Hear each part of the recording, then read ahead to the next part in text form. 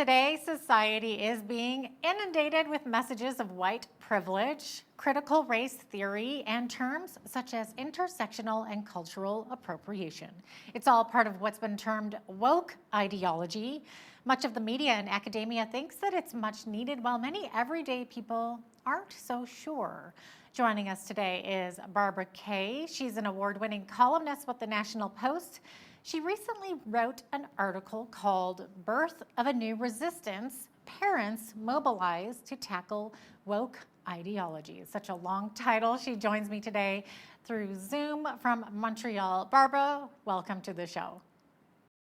Thanks for having me, Jeanette. Absolutely. So your National Post article begins with a real life story of what's happening at one of the elite private schools in New York City. Now, this is with impressionable students aged 5 to 11. Can you explain what the students are encouraged to do? Well, the students are being encouraged to become self-aware with regard to their privilege and actually to become activists in fighting anti-racism. And in order to do that, they're being encouraged to watch what other people say and to, basically report on things that they hear that are not correct, or that they consider to be racist, or uh, to constantly examine their own privilege. This is a school, Riverdale Country Day School in New York City, which is probably one of the most elite schools in the nation. I think parents pay something like $40,000.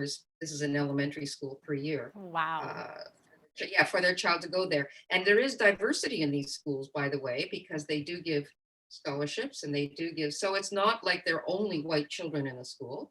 And of course, there are wealthy people from other, there are wealthy Black and Hispanic people that also send their children there. So it is elite, but not entirely undiverse. So it sounds like they're being taught to become like watchdogs almost, or somewhat of an activist, I guess.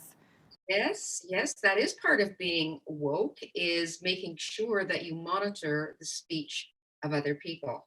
And they told the parents that they were going to be resetting the curriculum to put an emphasis on um, diversity and they didn't say the word woke, but basically, yeah, and so to encourage, the agenda was going to be heavily on the anti-racism angle, and a few parents weren't thrilled about that.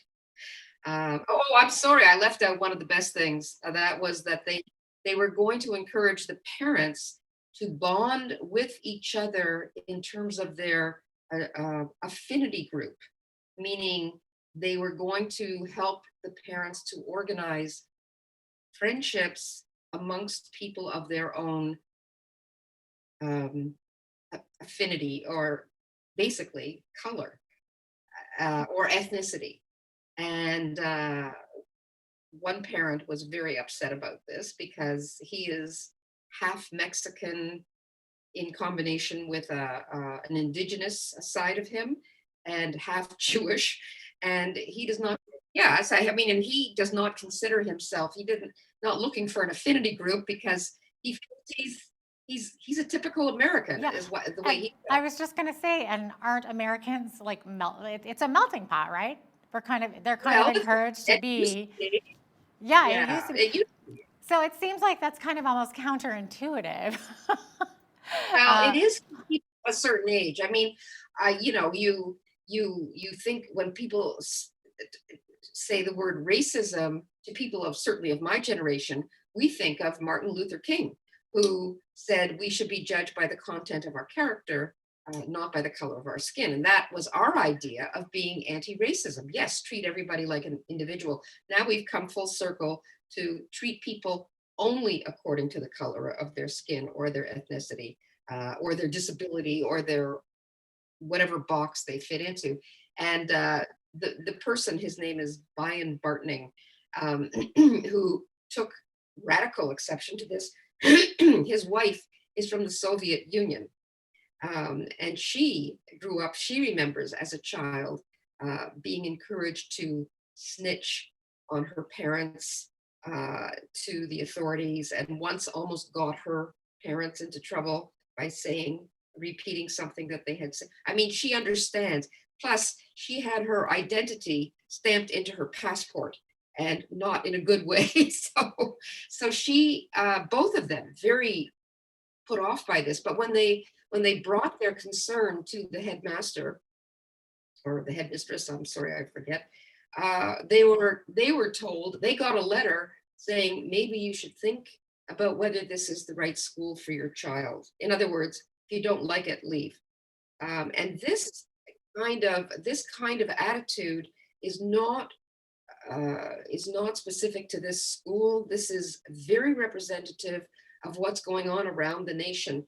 There was a long article written by an opinion writer who used to be with the New York Times, Barry Weiss, called "The Miseducation of America's Elites," and she interviewed people from all the top schools in New York and LA. Like, I think she went to like 30 different schools, and she got the same story from all of them. And the other part of that same story is that although this couple in Riverdale school were willing to speak up, when they spoke to other concerned parents, the parents all said to them, yeah, we don't like it either, but we're not going to say anything because we don't want to make waves, and we want our child to be accepted. And the unspoken thing was, we don't want to screw up our children's chances of getting into Ivy League universities. And these very elite schools that people pay 40 or $50,000 a year to have their children go to, they are conduits um, to Harvard and Yale and all the top universities, who have made it very clear that they want their incoming freshmen to already be, well, they don't use the word indoctrinated, but they want them to they want them to have that mindset. So that's how they get them. So Barry Weiss, who wrote this article, said whatever's going on in the universities is now also going on in the elite prep schools, because they want them pre-programmed by the Right. time they get to university. It's quite chilling because it does sound very Soviet. Doesn't it? Yeah. Now, I know you have so many tons of examples of different schools. I mean, there's another example of a school in San Diego, the Unified School District, where they've instructed white teachers that they're guilty of spirit murdering black children and they should undergo anti-racist therapy. So I don't know, like how many people believe that the majority of white teachers need to get therapy or are racist for that matter. I don't know. I mean, I would think this is having an effect of marginalizing people or pitting one group against another. It's certainly pitting one group against another, and it's pitting all groups against white people. It's some of the examples from these other schools were children. Um, One mother was looking at an exercise that her child was doing. She was drawing something, and she says, "Oh, what is that about?" And she says, "Well, I have to draw in my own skin color." So she was attempting to draw, herself and her skin color. I would love to tell you, I must tell you one little anecdote, a personal anecdote that struck me. I wondered, a few people wrote and said, is this happening in Canadian schools? And I said, yes, I believe it is. I believe it is. But it came home to me in a personal way because last summer, my youngest granddaughter is 8 years old, and she goes to a very good public school in Toronto. It's a public school, not a private school. And she was at our house with her mother, and they were doing a big crossword puzzle. In their family, crossword puzzles are a big thing. I can't do them. I'm totally spatial spatial perception or whatever. But anyways, it was, and I thought, wow, she's going to be helping to do this very large puzzle. And it was a picture of a cat's face, and the whole background was black, like it was, so the face was, in the middle of a big background. And I said, wow, to my daughter-in-law, this is a hard puzzle, because at least 50% of the puzzle, it seems to me, are just all black pieces. So how are you going to fit them together if you can't see, So we discussed this for a few minutes. Yes, it is very difficult. And my little granddaughter suddenly pipes up, "This sounds like racism to me." Oh, no. Because we kept using the word black for the puzzle pieces. Right. And I thought to myself, that was very startling to me, because the fact that the word black to her has only one overwhelming Yes, it association, now that is represents something else than it just a represents color. racism. Yeah, that's And it's interesting. never you. I mean, that it would be the first thing that would pop into her head. And you could see she felt uncomfortable that we were discussing a jigsaw puzzle using the word black again and again, as if we were being racist to the puzzle. Or I got a little chill. I said, I just wonder what kind of conversations they're having in her, I think she's grade 2 now. Yeah. And I was very unhappy about that. And I do believe these conversations are going on in both public and private schools. And I think some people sent their kids to private schools to avoid this trend, but it's everywhere now.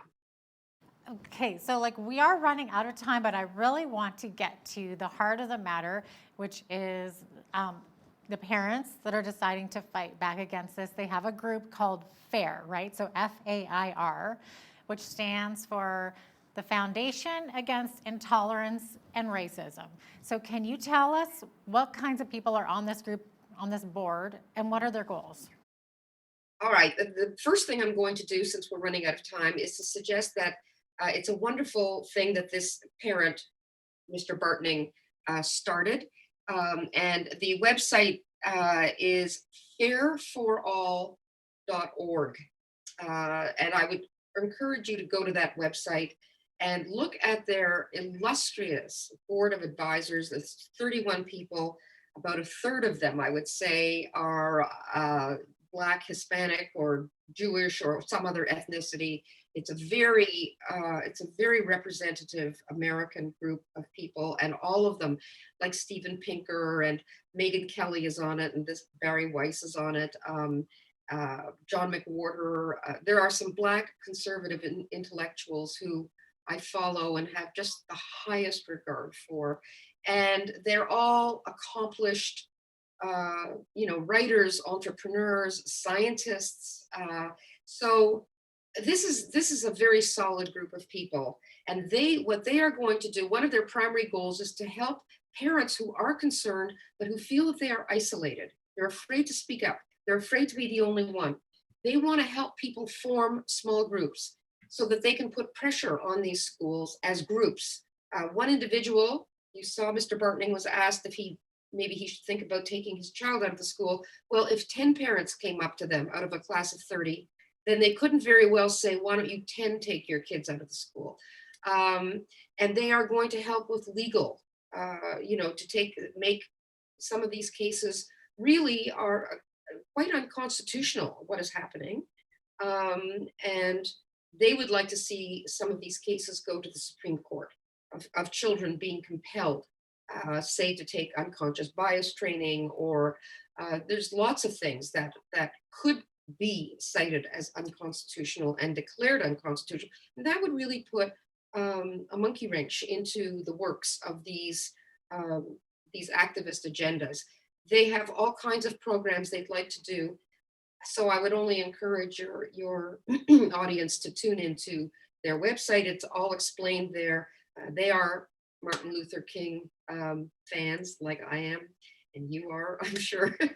And they have a wonderful agenda. So I could only hope. I ended my column by saying, maybe they would like to start a Canadian franchise, because Yes. we do have wonderful dissidents here who would, they have the right ideas and they have the energy and the dynamism, but there's too few, and they need to. It's all about numbers, isn't it? When you want to make a dent, in a bad trend. So that's my spiel. Yeah, I think the ideology has the right idea to combat intolerance and racism, but I think what it ends up doing is like you said, it starts pitting certain groups against the other, and then you actually For sure, of course. you start seeing color, whereas maybe before you even didn't. So it's kind of I'm all for ironic. fighting. I'm all for fighting intolerance. I think we all are. That goes without saying. But there's good ways and there's bad ways, and this is just seriously a bad way. And we already had the right way. We already had the right way, and it was the liberal way of treating people as individuals, and trying uh, not to let color come between you.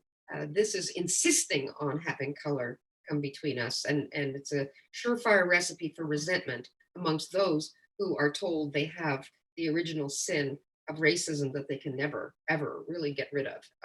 That is the message that white people are getting, and white children, worse. You know, adults can say and push back in their heads, but children, if they're told this when they're 5 years old, how, what kind of adults are you going to turn out? They're so impressionable at that age. Such an interesting topic. We could go on all day, but we are unfortunately out of time. Thanks so much for being with us today, Barbara. Barbara Kay is an award winning columnist with the National Post. Thanks so much. Thank you. I'm Jeanette Roche on behalf of all of us here at Bridge City News. Thanks for watching.